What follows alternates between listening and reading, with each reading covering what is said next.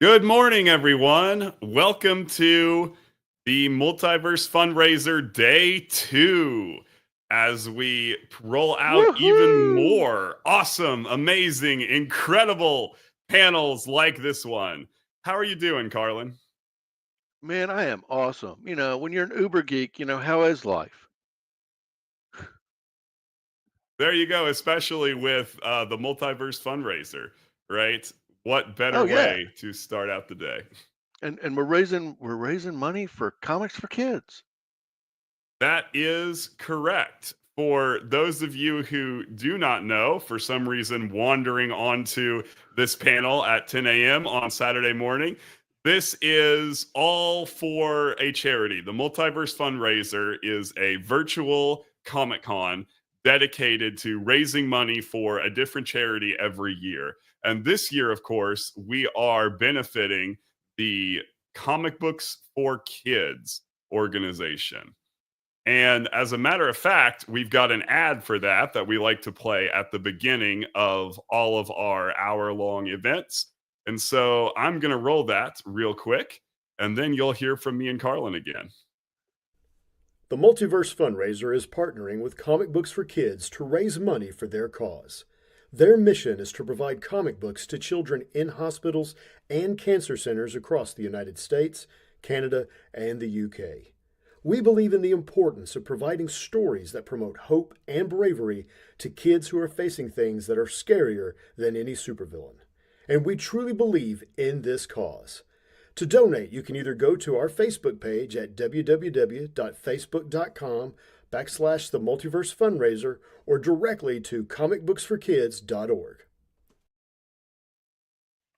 There you have it, folks. That is the whole point of this event. And I see that we already have some viewers watching us today. Hey, Lauren.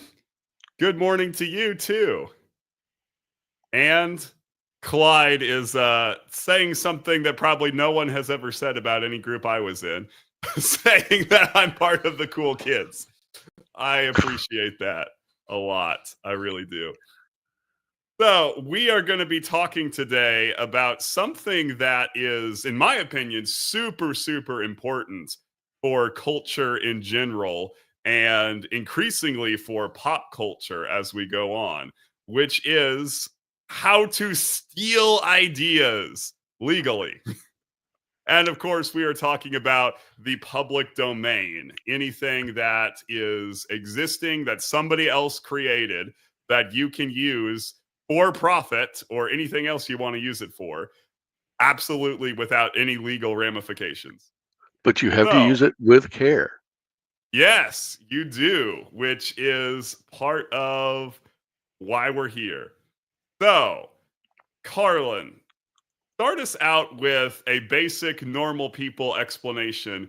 What is the public domain? Well, the public domain is anything that has come as a general rule. Most of your created characters have a 95-year copy protection based on the life of the creator. So, um, Mary Shelley's Frankenstein, Bram Stoker's Dracula, clearly in public domain at this point. But and I've got a couple images where we can go, oh, can't use that one. Um, Would and you one like of me my to go ahead and share the screen so you can pull up those Yeah, images? share the screen so I can do a couple pictures. Cool, cool. Pictures All make right. things more fun. So we'll start right here. We'll go with Sherlock Holmes as soon as this opens. Come on. Here we are. I got a little spinning thing. It's coming up. I'm sorry I It's a shut it up. coming. It's a It's coming. a coming. It's a coming. It's a coming.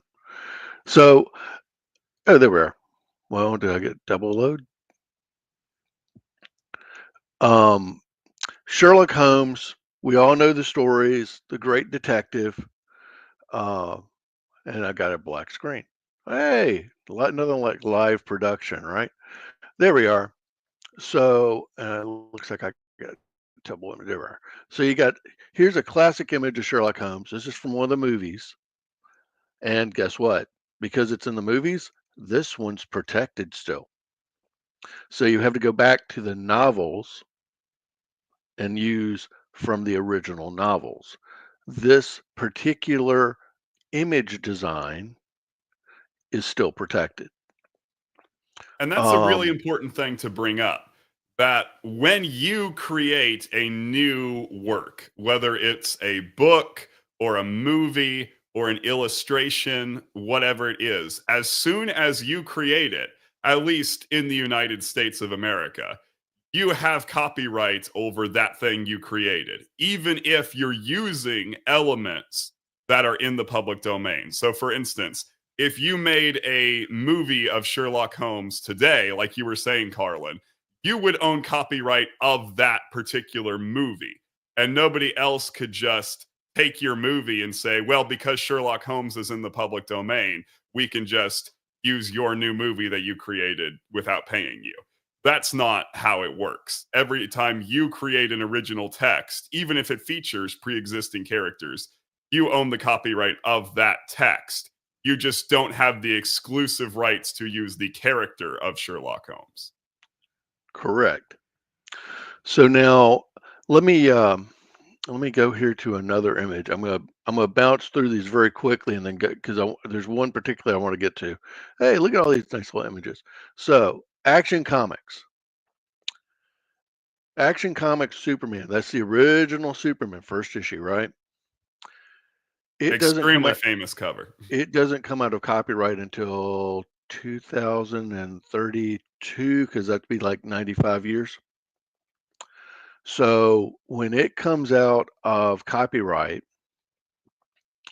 no, sorry, I take that back. It's going to be 2037, 34. I think it actually comes out in 34. But when Superman comes out of copyright protection, it is this specific version, which means you could write a Superman story, but he can only leap a tall building, because it wasn't until 1941 in the and actually I believe this was from the Max Fleischer cartoons, the episode of the Mad Scientist was where he actually flew. So you can't use, it'll be another 3 years after this version that you can use a Superman that flies in a open domain story. Also, worth noting is the costume, right? Because even though the costume is very Exactly. similar to what we have today, the S emblem on his chest is still different. It's not the iconic one we know today. The S symbol there was much more of an Uncle Sam shield symbol. Yeah. So, also worth noting is even though Lois Lane, for instance, also first appears in this comic, so that character will also be in the public domain for anyone to use. Things Correct. like the Daily Planet, that name wasn't in this first comic. Lex Luthor and all of Superman's villains, none of them appeared in this first comic. Correct. So, what you have to work with when this comes out is relatively limited in terms of all the different Superman stories that are told today. There's a lot of stuff that you still can't use because they'll still be under copyright. Yeah, because it wasn't until the Julius Schwartz era where you had all the different versions of Kryptonite come out. Let me go to the next image here. These are kind of out of order, so I apologize for that. So here we have. It's really my fault because I should have Oh. put all these things in beforehand. Gotcha. I was the one, not Carlin. It's my fault, guys. Anyway, so we've got a classic Bela Lugosi as Dracula. Well, you can't use this one. This is Universal Studios. You can go back to Bram Stoker, but you can't use this one. We go to the next. Now this War of the Worlds. I hope these saved in order, because I love H.G. Wells. I've always loved H.G. Wells, but War of the Worlds is now it has been in public domain for quite some time. And this was actually put out by Dark Horse Comics. And this book right here is kind of a retelling of the original story, But the reason they did that is because they went to here. Scarlet Traces, and you'll notice it's a guy kind of in a kind of a spider-like mechanical thing, very much akin to the tripod legs of the original story. Well, in this story, Britain has now mastered the technology of the Martians. Well, in this storyline, the Empire doesn't fall because they've got heat rays. So at this in this Wow. storyline, the Empire, the British Empire, is still there, but things aren't quite right because obviously you can tell there's blood and it says Scarlet Traces. So here comes the mystery. It's there's some political intrigue in the story, and then you get to this, the Great Game. The great and these are actually what I have on my bookcase because I loved this little series. In the Great Game, it's now 40 years after the original battles, and we take it to the Martians, or I should say, the British Empire takes it to the Martians. So you can do a lot with, this is where you get the benefit of when things go to open domain because the estate of H.G. Wells might not have done this extension. They might not have authorized it. But I got a wonderful story and I had great reading out of it.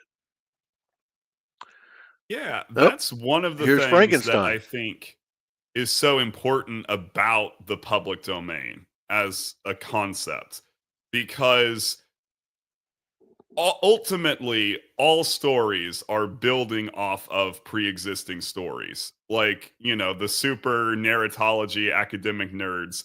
We argue about how many plots exist, but we all agree that there's a finite number of plots that you can tell, right?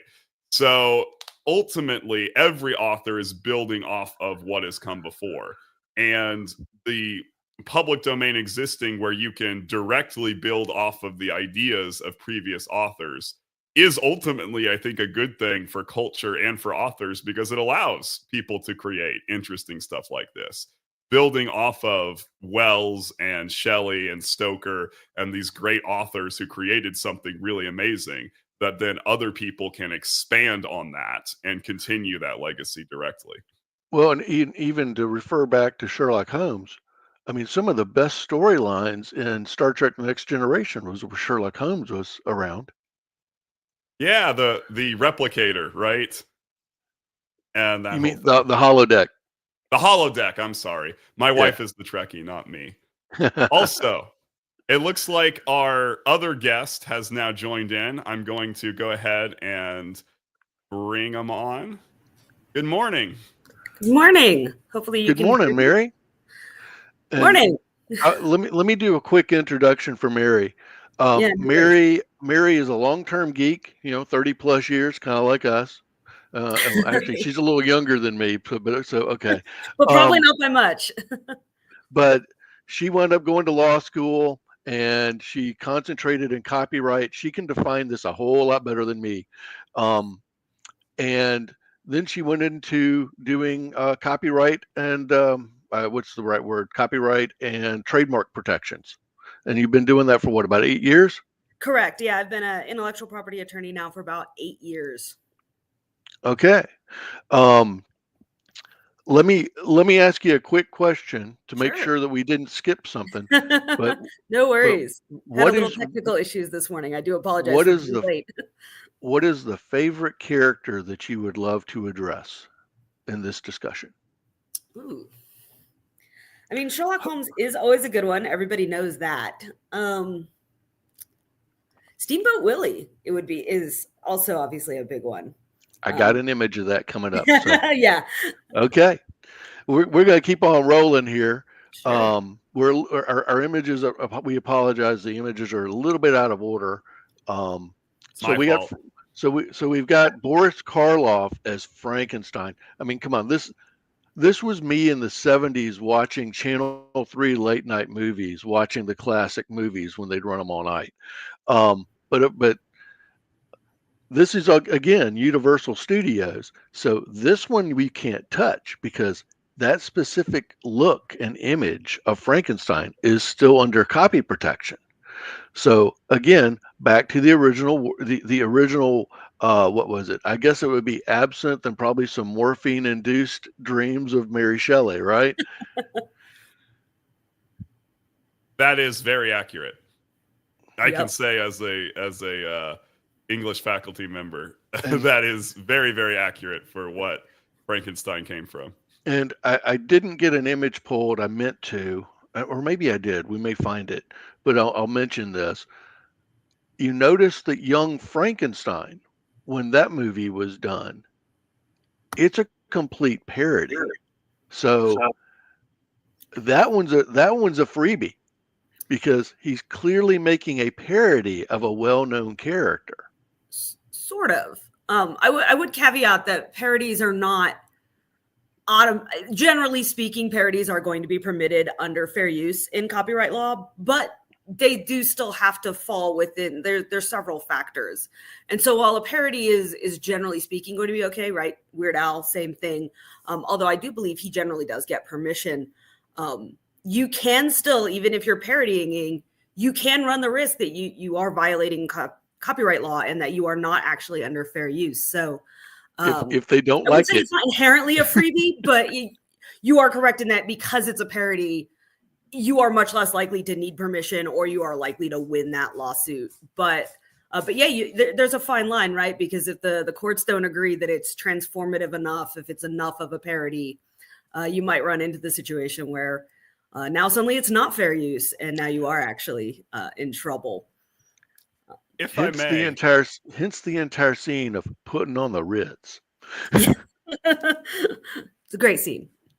If I may, I am definitely not a lawyer, so I don't think in the same way, but I do think about the philosophy behind laws and what is the kind of philosophical approach. So if you as a lawyer, like, what was the idea behind making parodies an exception to copyright law? Because that's not something that I think most people would intuitively think of. Oh, if it's funny, then it's okay. Like, right. What is the idea behind that? Well, so it's like I said, it's actually not technically parodies. It's just more that parodies fall under fair use. So, copyright law has its basis in the Constitution, and it's all about, encouraging the useful arts, encouraging continued development. So the idea behind copyright, which is the same underlying idea behind trademark, behind patents, behind any of those intellectual properties, is, hey, if we allow you to protect it for a while, you get to benefit off of it, but eventually somebody else can, right? Patents also have a time limitation. I apologize if you can hear my dog running around in the background. He's extremely excited this morning because it's snowing. So the idea is you get to, you have it for a little while, but then eventually other people get to use it.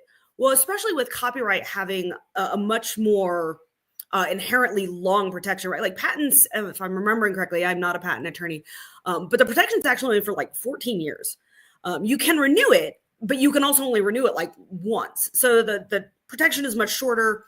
Trademarks can actually be perpetual, although you have to continually renew them, but they could be perpetual. And then copyright has its, it's like life of the author plus 70, or, if a corporation founds it, such as maybe like a Steamboat Willie, you get 90 years and it just cuts off. But the idea of fair use is that, well, hey, people should be allowed to still use these things to some extent to further the useful arts, to continue art. And if we just don't let them use it at all, now we're not allowing people to continue that growth of artwork. So that's where fair use comes in, is to say, okay, if you're not, if you're not making a bunch of commercial use off of it, and you're being transformative and you're actually building on it and you're saying something different, that should be allowed, and we should be allowed to use your work to do that. So that's what that's the thought behind fair use. And that's where parodies come in, is we're saying, hey, a parody is generally making some sort of point. I mean, the point may be to entertain, but it is transforming it in some way. It is making some other point or message. And we allow that because we want to further those useful arts. And so that's how parodies kind of get protected, is the idea is like, well, they're building on things, and that's something we inherently want to allow, even with. And this is why we have Mary. This is Hey, why I went to Mary, law school. Mary, let me ask this, if you can just kind of give a quick Sure. kind of synopsis of it. But as general rules fall, what is the timeline on copyrights expiring? Because Yeah. Superman was created in 38, so he's getting ready to roll out, or Mhm. the original version, and then Correct. Batman's 1 year behind him. Mm-hmm. Yeah, so it is generally speaking life of the author plus 70, if I'm remembering correctly. But that's for like an individual author. So right, like I go write a book, you know, after I die, then it'd still be protected for my heirs for like 70 more years. So actual copyright can be very, very long. It's just not perpetual. But when you talk a corporate author, so that's where you start talking a lot of these characters that we think of, right? The Batmans, the Supermans. Generally speaking, their author is not going to be the person who created the character, but it's officially going to be DC Comics, Marvel Comics, whoever. And in those cases, it is a straight up 90 years from creation. But as you pointed out, it's those original versions, right? It's the Steamboat Willie thing. Steamboat Willie may be in the public domain, but the vast majority of Mickey Mouse is not yet. So let me go to the next image here. And this was one of the ones that's out of order, but so we'll do a quick skip back. Jeff Wayne's War of the Worlds. This is a musical version. If you've never heard it, I highly recommend go get it. It's one of my favorite things. But Jeff Wayne did an orchestral version of War of the Worlds. Interesting. And he couldn't have done it if it wasn't out of copyright. And actually, the cover here, I love the cover. Let me see if I can blow that up just a little bit more. No, it didn't do what I wanted it to do.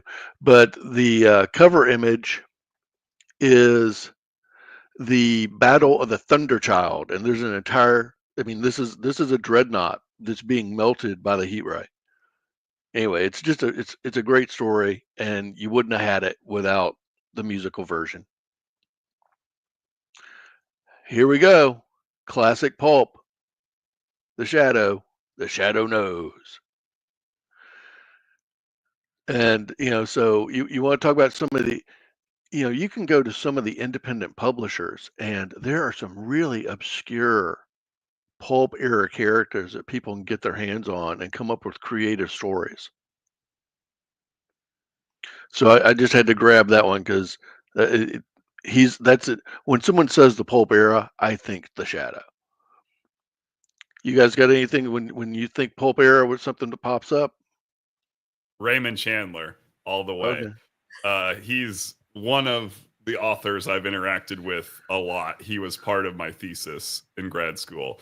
And sadly, his works are not in the public domain yet, but they do come from that same, generally speaking, era. I'm not quite sure why. He might be a tad bit later than The Shadow. It might be just a couple of years now before his stuff starts coming into the public domain. But he was definitely a huge part of pulp fiction in its heyday. Okay. Now here's a good one. Who are we looking at? Come on, Hollis. Help me out here. An author I am not actually a fan of, H.P. Lovecraft. Right. And the Cthulhu and all the mythos of it.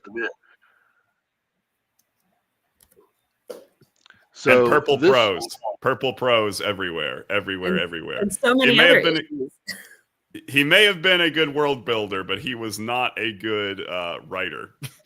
Is the general consensus among at least the scholars I've talked to. I am not an H.P. Lovecraft scholar by any stretch of the imagination, but the people I've talked to. Cthulhu has not yet rolled out of copyright yet.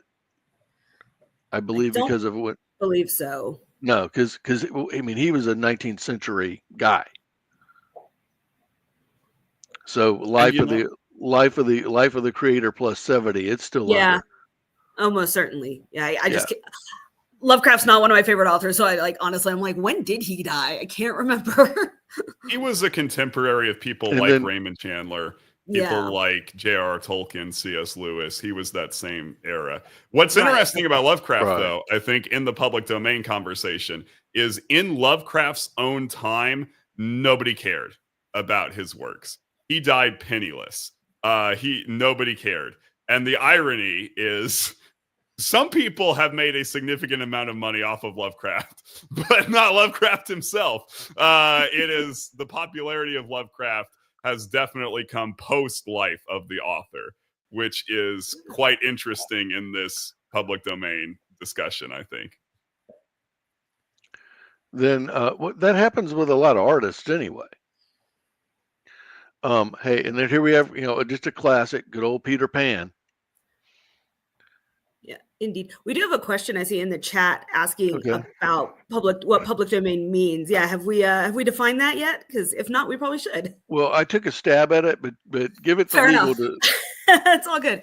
Yeah, the public domain, as far as from like a copyright perspective, means essentially exactly what it sounds like. It's works that are just available for the public to use. There's no copyright protection on them. You can just use them as you wish. So something that was under copyright and now is old enough that it's fallen out of copyright falls into the public domain, is what we say.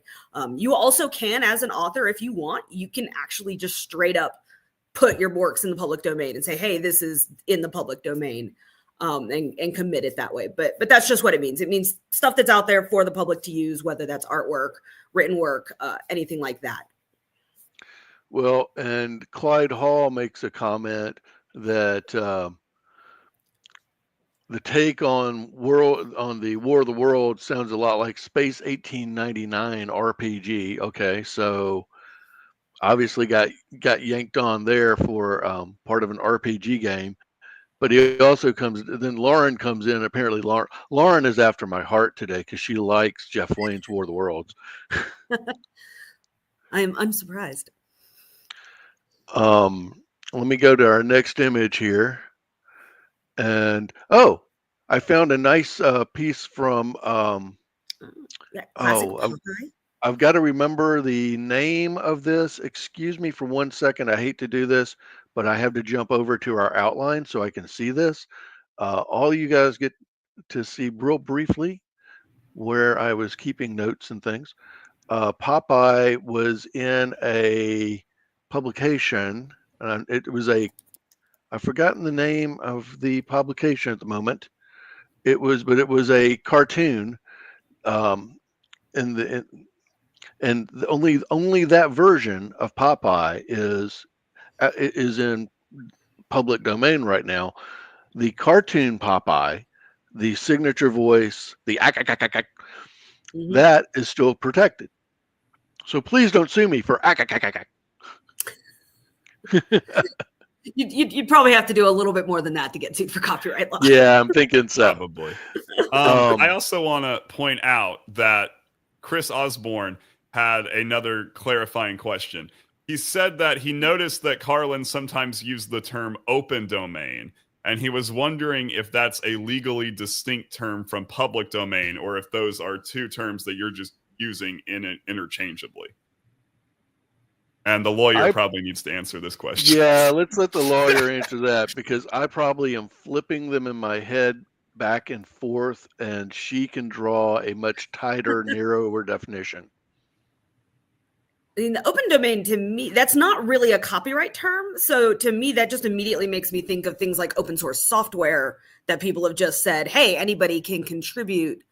So at least as far as I'm aware, like I said, open domain is not something we use in copyright law, but they are probably very closely related, if not essentially legally identical. Just because the whole point of like an open source software or open domain projects like that is the idea that, hey, everybody can contribute to this, which is essentially what the public domain is. But they are used very differently, and they do kind of reference different, in a lot of ways, different industries and different fields. So related topics, but not exactly the same. Hopefully that helped. Well, cool. I didn't mean to do that. I'm sorry about that. Okay, so we're about halfway through, and so this is the time when we like to once again remind everybody what the point is.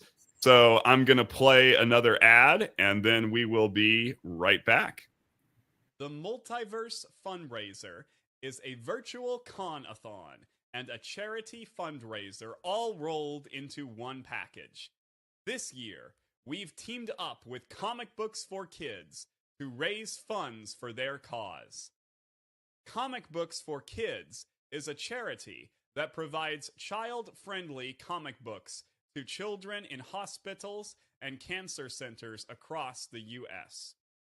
On January 24th through 26th, we'll be providing both pre-recorded and live Comic-Con style content to include celebrity, comic, and writing guests that include Creek Wilson, Jeremy Lee, Leah Williams, Jerry Gaylord, R.J. Conti, John Cosper, and Dean Hill. Visit www.themultiversefundraiser.com for more information and instructions on how to both tune in and contribute. Remember, we're not just raising funds for a good cause. We're raising fun. And there you have it. If you have just logged in recently, this is the open/public domain panel of the Multiverse Fundraiser, where we are raising awareness for the charity Comic Books for Kids and attempting to raise some funds for a great cause. I am here with Carlin and Mary, a really geeky pair talking about, as Crayley McDonald said, geeky pop culture stuff and law. About as cool as you can possibly get. There's a whole series of books about that, pop culture and the law. I have probably almost all of them. Oh, I have one of them. I have the superhero one. I have that one. There's a bunch of them. I love those. And Mary, in the next image, I got your back. I got you for excellent. So there's this little image here of the shadow, and he's cloaked in darkness and his cape's fanning open. I mean I just love this image because everyone begs and borrows and steals little elements from other things. The classic Batman, Zorro and the cape and all that. But I mean, you notice that because the cape fans open and it's red against the black, it gives a bigger target that maybe they won't hit his body. Anyway, that's just a little aside as we come back into the panel. But Mary, there you are. There's your favorite guy, Sherlock Holmes. Yeah. I believe all but the very last ones of those just recently fell into the public domain. It's like the very last like 2 stories, something like that, are not, but all of the rest recently did, which is fun because obviously, right, Sherlock Holmes is one of your archetypical investigators that so many things have been based on over the years. And it's curious to see what people will do with it now that he himself is actually in the public domain. You don't have to be like, this is totally not Sherlock Holmes. It's Inspector Gadget or, whatever the case may be. Well, and how much of Sherlock Holmes is in Inspector Gadget? Actually, a little. I mean, it's probably more of it's the what we call in copyright like the Sans Affair, where like James Bond specifically is protected, right? Like you cannot make James Bond, but you can make a secret agent who's the top blah blah blah, right? Like you can get pretty close. And actually, Peter Sellers from the Pink Panther is probably a little closer to Inspector Gadget than Sherlock Holmes. Yes, Sherlock Holmes. There we go. Yeah, if you just change the letters, it's totally fine. Obviously. Hey, and there's another one for you. A brand new one. Fun fact: it's not really about the public domain. Yeah. But fun fact, it's not really public domain, but the Sherlock Holmes fandom is kind of considered in a lot of ways the oldest fandom, in as much as we understand modern fandom. Literally when Arthur Conan Doyle killed off Sherlock Holmes, like people took to the streets with like mourning bands, and that's part of why he brought him back. So for my fellow fandom geeks, it's a fun little factoid about Sherlock Holmes. We were crazy even then. Exactly.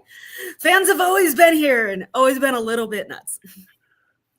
And now with our promo, we had this character and another character that's coming up, because it looked like in our promo image, it looked like a murder boat as opposed to Steamboat Willie. So the case of Steamboat Willie is really interesting to me because, and once again, I'm not speaking as a lawyer, so Mary, you can correct me about anything I get wrong here. But my Okay. understanding is that Disney as a corporation throughout history has exerted a lot of influence on copyright law, specifically in order to keep Mickey for longer and longer periods of time. Is that accurate? Yeah, yeah. Disney, obviously not the only driver of this, but yeah, they're one of the big ones. For yeah, you're right, to protect Mickey, because and that's part of why copyright and amongst IP attorneys and academics wondering if they were going to push for another extension because Steamboat Willie was coming up. But I think I can't remember if they tried and it just didn't get out of committee, or if they finally realized they pushed it too far. I'd have to look, but basically the general consensus, at least amongst other IP folks that I know, is that they finally realized, okay, we're probably pushing it a bit much, and like they're gonna like stop letting us extend this.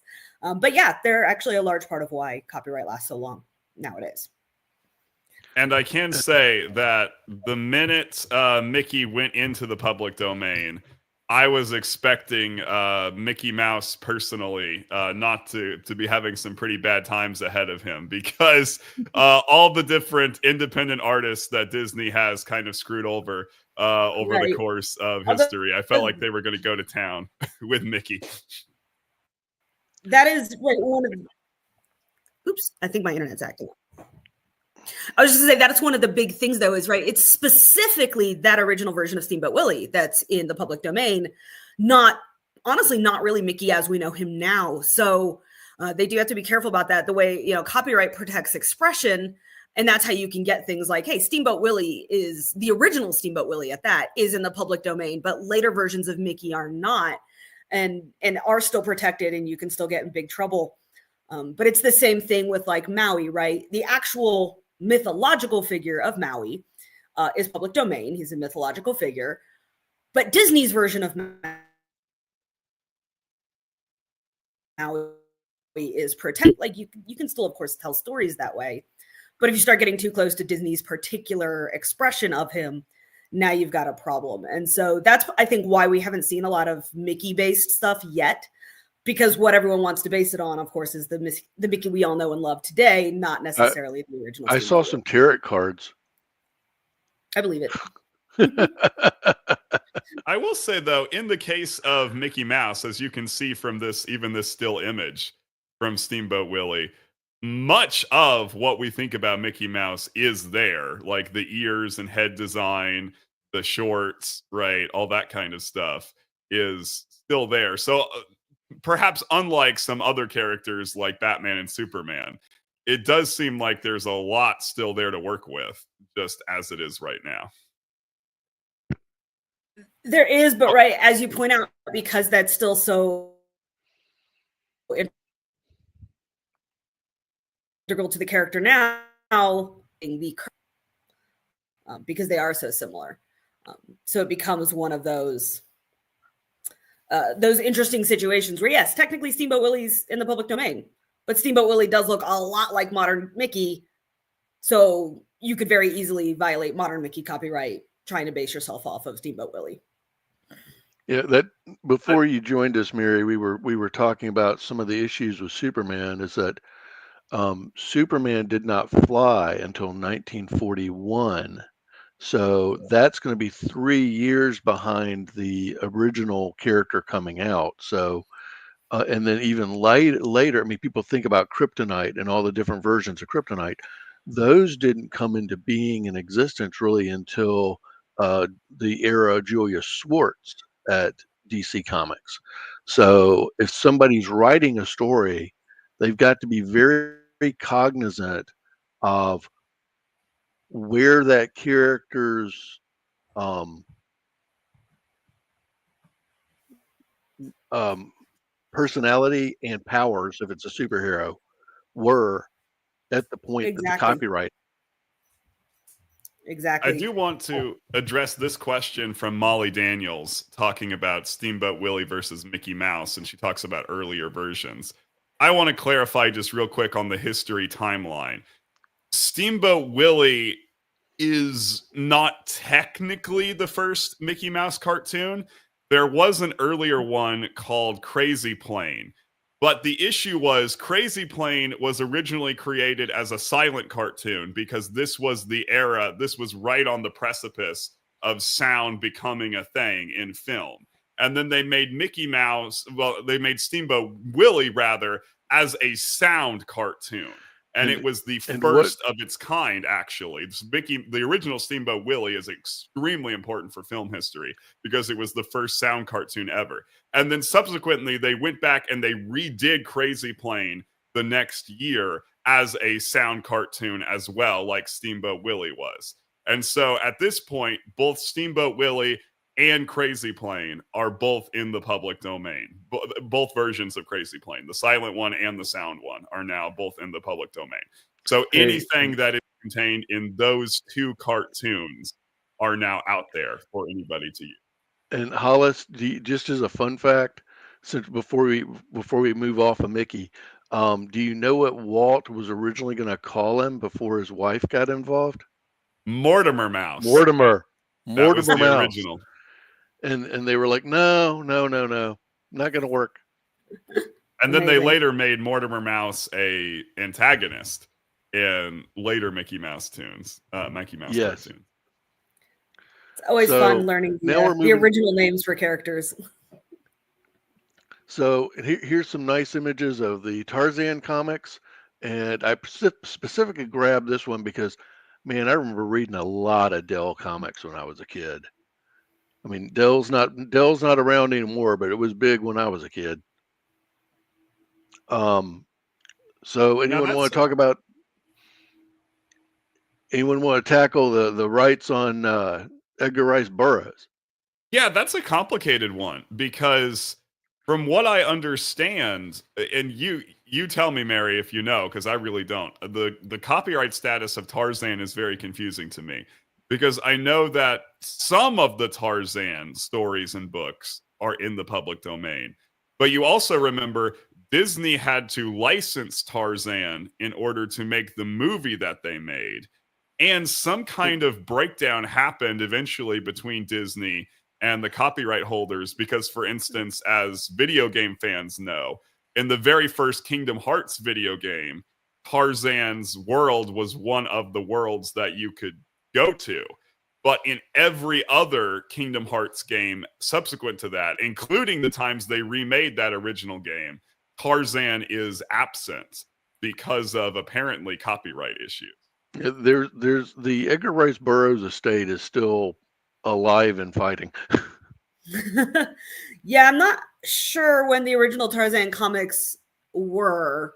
I haven't heard that Tarzan has fallen into the public domain, or maybe only partly. Only parts of it have, and that's where and basically, you get into these scenarios where Tarzan doesn't have a superpower. He's just a guy with a knife that's in really great shape, so it starts becoming very questionable where the break line is. Exactly.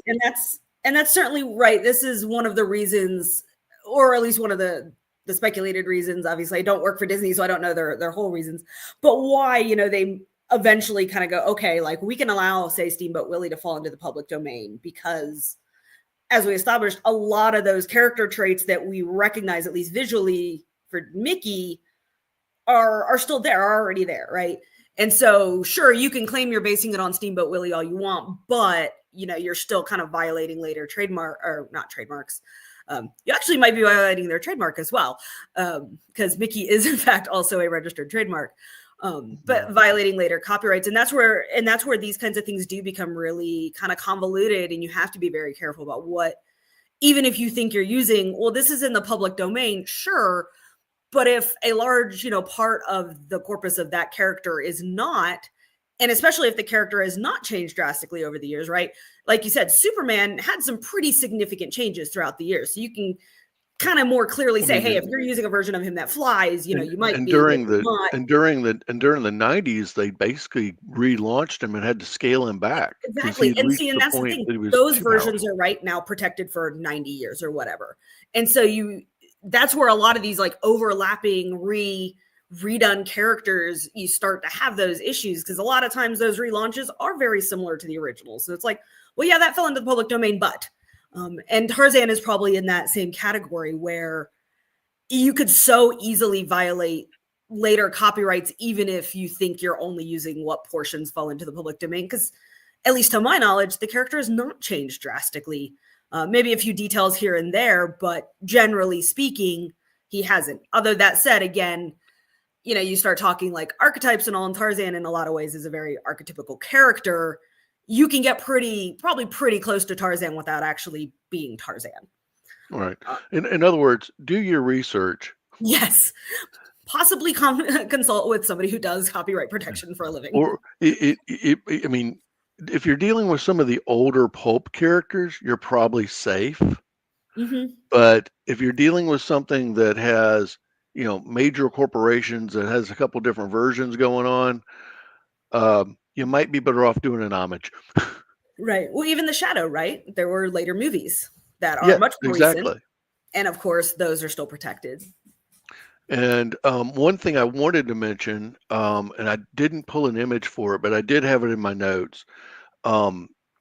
Philip K. Dick, who was an incredible science fiction writer, he was a terrible businessman. He never got stuff properly copyrighted. And as a result, I mean, everything from like I, Robot with Will Smith and all these different things.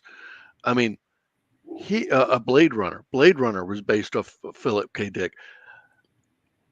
Hollywood has made a fortune off of a man's and effectively his estate, because it was never properly set up. So, I mean, as much as we're talking about the creative fluidity of being able to create a new version of War of the Worlds and expand on that story, which I loved, that's all well and good. But as a creator, as a writer, you got to make sure that you're protecting yourself and effectively your children. Yeah, and I would just say on that, one of the fun things about copyright, trademarks the same way actually, is as soon as you have a work of a creative work that is fixed in a tangible medium of expression, that is the official phrasing, which basically means as soon as you click the save button, right, or you drew your artwork, it is actually copyrighted, it is protected, and it is enforceable. Now, to enforce it, you do have to register it, but it is technically protected, and it is protected under the current timeframes of life of the author and all that jazz. Do highly recommend registering. It's actually very, very easy to register copyrighted works, because you do need that in order to enforce it. Plus, you get some extra benefits and whatnot. The big thing some of these older authors and creators ran into also is, I think I mentioned it, copyright originally used to be much shorter. And so some of those original, and then they every time they kind of updated the Copyright Act, they would either extend it or you could renew it. So copyright now cannot be renewed because it just lasts so long, there is no renewal. But at the time they did these things where it's like, okay, it was only like 14 years, then it was 30 years, and that like inherently extended, but then you could renew it and get another 30. And a lot of these people didn't know that. So even if their stuff was protected, it may have only been protected for those very short original periods of time if they never went through some of those hoops to renew it and all, when all of that was changing in the past. And so that unfortunately ended up kind of, hurting a lot of these older authors or creators and their estates as well. We've got 10 minutes left on our panel. I got 2 images, and one we've already talked about because it was out of sequence. So here is an image of one of an original Pooh Bear sketch. Yay. Note that there's no t-shirt. So you could make a t-shirt of it now. No, I'm saying he has no t-shirt. He's not wearing one. Oh, I see what you're saying. Gotcha. He has no t-shirt. So this image of Pooh is in public domain. And I'm not sure. Well, I guess the t-shirt's out now. I'm not a Pooh expert, But The T-shirt is out now. I was gonna say, yeah, It I'm is pretty sure now. all of it. That was what recently happened. Was all the rest of Winnie the Pooh fell into the public domain, including the Okay. version with the shirt. Yes. And when- so and all when the we- characters and- now. Tigger appeared in the second book, House of Pooh Corner. So for a little bit, Tigger was not, but now Tigger is in the Yeah. public domain. So all of the original characters are in. Now, any characters that were created by Disney for the film versions, of course, are still copyright by Disney. So for instance, the character of Gopher is a Disney creation, therefore you can't use Gopher, but anything else is public domain. But now we can have Tigger eat Piglet because pork is wonderful. Oh, give me a break. I hate the whole concept of the horror movie that they made. Yeah. I hate it. I agree with you, Hollis. I hate it. So, and I'm going to show this last image, and it's going to tie back to what we talked about earlier, and it was just because it was out of sequence. But there's our parody of Young Frankenstein. So, and that actually wraps up. I'm going to stop sharing because that wraps up all of our images. This has been a great discussion, guys. I've enjoyed it. It has And I hope the people that were online liked it. Been very fun. Funication. Right. It is. Fun education. I will ask in these last 10 minutes if there's anything else, Mary, that you would like to put out there for people to know about the public domain or copyright or anything like that. That's a good question. I think I've hit most of it. Like I said, definitely if you are a creator, highly recommend registering it once you have your thing done. Make sure, if you're an author or anything, I guess, the little C in a circle, you're allowed to use it. I know I run into that a lot. My day job is primarily trademarks, and I run into that a lot. People are like, can I use these symbols? Yeah, you can actually. So trademark, same way. You can use the TM symbol, just not the R. And trademark and copyrights are very, very closely connected. But use the little, the C symbol. You're allowed to use it. But register your works once they're kind of in a place where you can. If you are working with public domain works, just be careful. As we said, some of these characters, some of these works, it can be very convoluted. And keep in mind that characters, right, are protectable by copyright. It's not just the physical words in, say, a book. So when you're talking, say like the Percy Jackson books, right? The words are protected. You can't obviously just go plagiarize, Rick Riordan, but also the specific characters and how they're depicted. But it is all about that expression. So, just because someone has done kind of a concept before, you can still do it too. Nothing precludes you from writing a book about a magic school and like a wizarding war, anything like that, as long as you're not using the details that make it clearly, that one specific world. So I would definitely say don't let the fear of copyright prevent you from creating either. Be careful about it, be smart about it, but certainly don't think, oh, well, someone's already written this, I can't do it, or somebody already drew this, because you totally can as long as you're not duplicating their actual expression. Because the actual standard for copyright is whether it is substantially similar, not just the same basic concept. So go make your spy movie or whatever. You are probably not violating James Bond's, copyright unless you start calling him 007 and having him drink martinis, shaken, not stirred, or something crazy. Now, real quick. We'll call him 017. There you go. There you go. Now, real quick, Mary, when you talk about go ahead and register it, practically speaking, how does one do that? Is there a website that you go to? You go to copyright.gov and you fill out a form. And I believe with artwork and stuff, you usually just upload a copy of it. You don't have, it's been a while since I've looked at it, but yeah, I believe you just upload a copy of it digitally. Like you no longer have to send physical copies to the Library of Congress or anything. But yeah, it's literally a form on copyright.gov. It's like $60, I believe. It might even be cheaper. And it's pretty easy. Obviously, they do occasionally get denied, but generally speaking, getting a copyright registration is really simple. And then once you have that registration, like I said, it provides the ability for you to sue if you need to, but it also does in those instances, you can get extra damages and stuff if you register it within, I believe it's 5 years. But again, you don't have to. I just highly recommend it because helps you out if you need to. And as we close out, we're going to run an end cap on the Kids for Comics and the Multiverse. Be sure to go to the Multiverse Facebook page and click on the link there to do your donation so that Multiverse gets credit for it. Cool. Well, thank you both again so much. Thank you, Mary. Thank you, Carlin. This has been really, really fun time. Thank you. Thank you for inviting me. It was fun. We're just uber geeks trying to figure out how to create a new story. Exactly. There you go. Well, that wraps up our panel for this hour. We hope you all continue to tune in for the rest of the awesome events coming up this weekend. Thank you all. Bye. Bye. Thanks. The Multiverse Fundraiser is partnering with Comic Books for Kids to raise money for their cause. Their mission is to provide comic books to children in hospitals and cancer centers across the United States, Canada, and the UK.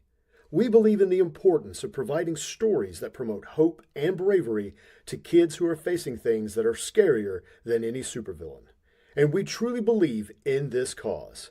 To donate, you can either go to our Facebook page at www.facebook.com/The Multiverse Fundraiser or directly to comicbooksforkids.org. The Multiverse Fundraiser would like to thank our sponsors: Earth Dog Studios, Clobbern Comics, The Art of Brian Rodman, Studio Moonfall, Elusive Comics, and of course, the Phoenix Sisters Entertainment Network for hosting this event. Learn how to support these businesses on the MVFR website. The Multiverse Fundraiser is partnering with Comic Books for Kids to raise money for their cause.